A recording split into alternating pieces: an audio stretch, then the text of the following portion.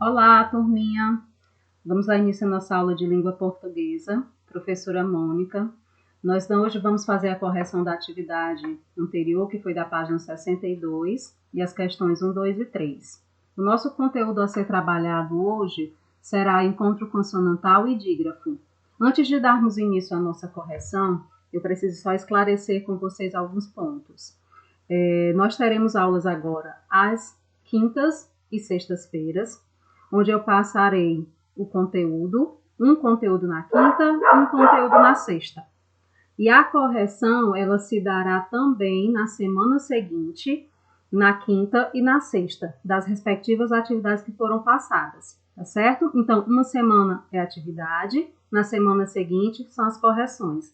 Faremos dessa forma agora, por conta de que a carga horária de língua portuguesa ela é maior do que a dos outros componentes curriculares, tá ok? E também eu gostaria, meus queridos, que vocês tivessem um pouco mais de empenho em relação às atividades. Eu estou recebendo pouquíssimas atividades e eu gostaria muito de receber todas as atividades feitas e respondidas com muito capricho, com muito carinho, tá certo? Da mesma forma que eu estou aqui trabalhando, mesmo que à distância, com muito carinho, para que vocês possam, de certa forma, não ficar tão prejudicados, tá certo? Então, tenhamos um bom estudo e vamos lá. Na primeira questão, nós tivemos um textinho que fala sobre vírus de computador. São programas desenvolvidos para alterar nociva e clandestinamente softwares instalados em um computador. Eles têm comportamento semelhante ao do vírus biológico. Multiplicam-se, precisam de um hospedeiro, esperam o momento certo para o ataque e tentam esconder-se para não serem exterminados. Os vírus de computador podem anexar-se a quase todos os tipos de arquivo e espalhar-se com arquivos copiados e enviados de usuário para usuário. Então, aqui nós temos um trecho que foi retirado de um site que nos explica o que são esses vírus de computador. A pergunta do item A foi assim: segundo o texto lido, por que os programas que alteram softwares são chamados de vírus? Vocês devem ter compreendido, né, que ele foi comparado a um vírus biológico. Então, pode ser que vocês tenham respondido mais ou menos da forma que eu coloquei aqui no slide. Se foi algo totalmente diferente, vocês apaguem e façam a correção, tá ok? Porque, como os vírus biológicos, eles se multiplicam e precisam de hospedeiro e também causam danos. O item B. Observe onde esse trecho foi publicado. Quem é o seu possível público leitor? Ou seja, quem será ou quem são as pessoas que têm interesse por esse tipo de informação? Então, são pessoas que têm interesse em tecnologia e informática, já que o texto foi publicado em um site, né? E as pessoas que são ligadas a esse universo tecnológico, eles têm interesse, vão se interessar a esse tipo de informação. Mas que hoje em dia nós todos temos esse interesse, né? Estamos conectados, estamos em uma era tecnológica e tudo que é relacionado a esse universo nos causa interesse de certa forma. Então, vamos à questão de número 2. Leia agora este outro trecho de um texto. Todo mundo já ouviu falar em vírus de computador. Dá para imaginar? Um computador gripado? Pois eles são uns programinhas safados que invadem o computador e aterrorizam a máquina toda, devorando arquivos, confundindo o processamento ou deixando o micro abobalhado, lento e esquecido, como alguém que na vida real tenha mesmo pegado gripe. O que a gente tem a entender aí? Que esses dois trechos, eles falam do mesmo assunto, que são os vírus de computador. Só que o primeiro traz uma linguagem mais técnica e esse segundo uma linguagem mais informal, descontraída. Traz até expressões que nos remetem a uma conversa muito próxima, a essa linguagem muito despreocupada com as regras gramaticais, como ele falou aqui, Dá para imaginar? Então, vamos à questão do item A.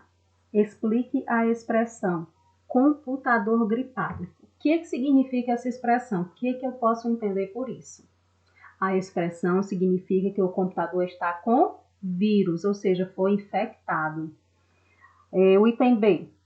Onde esse texto foi publicado? Ele foi publicado em um livro infantil. Se vocês observarem as informações que ficam logo embaixo dos trechos, vocês vão observar de onde foram retiradas essas informações, que eu sempre explico que é muito importante vocês observarem essa informação, ou essas informações que são a fonte de onde foram tirados os textos. E a outra pergunta, quem é seu possível público leitor? Quem tem interesse ou quem é o alvo dessa informação? Possivelmente, são as crianças. Porque o texto, ele foi escrito por Ziraldo e ele tem como característica o público-alvo as crianças, até por conta da linguagem descontraída, ok? Questão de número 3. Responda as questões sobre os textos das atividades 1 e 2. Agora nós vamos observar os dois textos para responder a questão 3. Item A. Que diferença podemos perceber entre os textos quanto ao registro utilizado? Registro utilizado me lembra a aula anterior em relação às variedades linguísticas. E eu expliquei a vocês, espero que vocês tenham compreendido, que dentro das variedades linguísticas nós também temos os registros formal e informal. Então o item A está exatamente perguntando acerca disso. Qual o registro utilizado? No texto 1, ou seja, no primeiro texto, usa-se um registro mais formal, a linguagem técnica, enquanto o segundo texto emprega um registro informal, essa linguagem mais descontraída, ok? Item B. Qual é a razão dessa diferença de registro? Fica bem claro já, né? O item B responde assim. O primeiro texto ele usa um registro mais formal para transmitir credibilidade, uma vez que o site em que foi publicado trata de tecnologia. O segundo texto ele trata o assunto de forma descontraída, tendo em vista que seu público leitor são crianças. O item C diz assim, pergunta a vocês assim, copie 2 expressões de cada um dos textos para exemplificar essa diferença de registros. Tínhamos que ir lá nos textos e retirar expressões para confirmar esse emprego dos registros. No texto 1, vocês poderiam ter retirado essas 2 expressões ou podem tirar outras também que estejam relacionadas a esse registro formal. Então, pode ser programas desenvolvidos e nocivo. Lembrando que, como nós estamos retirando trechos ou palavras, expressões de um texto, nós temos que colocar as aspas, ok? No texto 2, nós podemos tirar 2 expressões que é a cara da informalidade, dessa linguagem informal. Dá para imaginar? E programinhas safados. Então, vocês comparem e façam as correções, ok? E para concluir, nós temos o item D, que pergunta assim. Os 2 textos comparam a ação dos vírus de computador com a dos vírus biológicos. Em qual deles a comparação é mais desenvolvida? Qual dos textos você consegue entender esse desenvolvimento, essa comparação que ela é mais desenvolvida? É no primeiro ou no segundo? No segundo, né? Em que todo o texto se estrutura com base na comparação com o vírus da gripe. Ou seja, comparando com o vírus da gripe, que é algo que acontece ao ser humano, nós conseguimos entender melhor o que seria essa gripe, né, entre aspas, que é um vírus que infecta, que contamina, que danifica os computadores, ok? Conteúdo corrigido, vamos para o conteúdo de hoje. Encontro consonantal. Esse conteúdo já foi trabalhado no início do ano em forma de revisão. Agora a gente retoma ele com o livro e vocês não sentirão dificuldades. Já tem o caderno com as observações, com atividades, com correções. Espero que não tenham jogado fora o caderno, porque vai servir bastante para que vocês possam procurar as atividades e conseguir responder com muita tranquilidade as que eu irei passar hoje, tá bem? Então, o que é esse encontro consonantal? É o agrupamento de consoantes em uma palavra. Quando eu falo agrupamento, eu me refiro a duas letras juntas, uma do lado da outra, tá bom? Nele ouve-se o som de cada uma das consoantes. Professor, eu lembro, som é a mesma coisa que fonema. Também foi trabalhado no início do ano.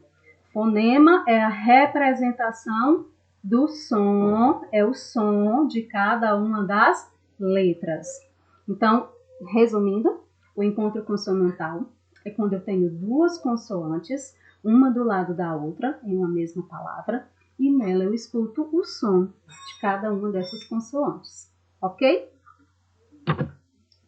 Os encontros consonantais podem ocorrer, ou seja, eles podem acontecer de duas formas.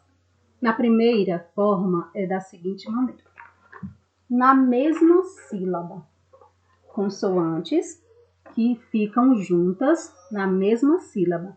Olha a palavra 3. Eu escuto o fonema do T e do R? 3. Escuto, professora.